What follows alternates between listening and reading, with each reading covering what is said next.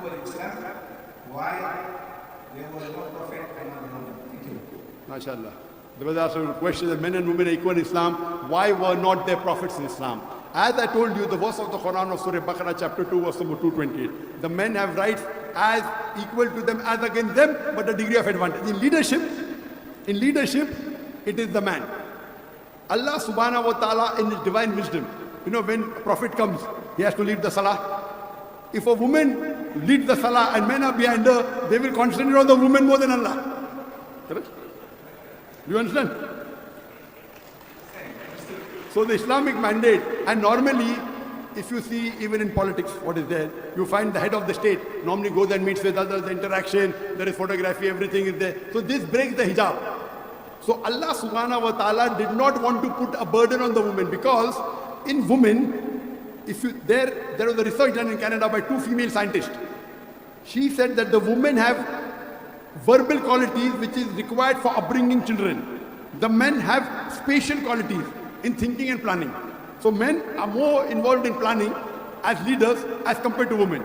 But in verbal qualities, in upbringing, taking care of the child, the woman has. It is for a woman to take care of the child and be a prophet would be double burden. You know what, taking care of the child is not easy. You are a man, I am a man. So it's a blessing from Allah. That's the reason the Prophet said, mother, because it's a different role altogether.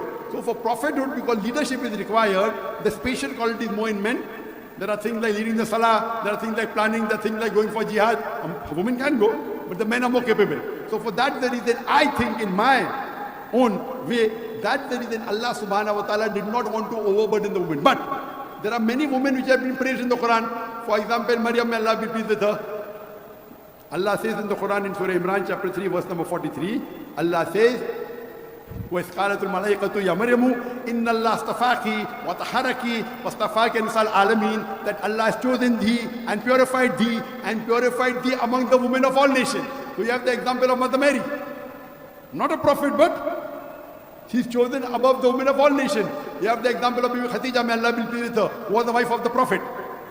We have the example in the Quran of Asya, who was the wife of Pharaoh. Allah mentioned about her in Surah Tahrim chapter 66 verse number 11, that she prays to Allah that I would like to exchange all the wealth in this world. She was the wife of the most powerful man in the world for a place or a house in Jannah close to Allah. You have an example.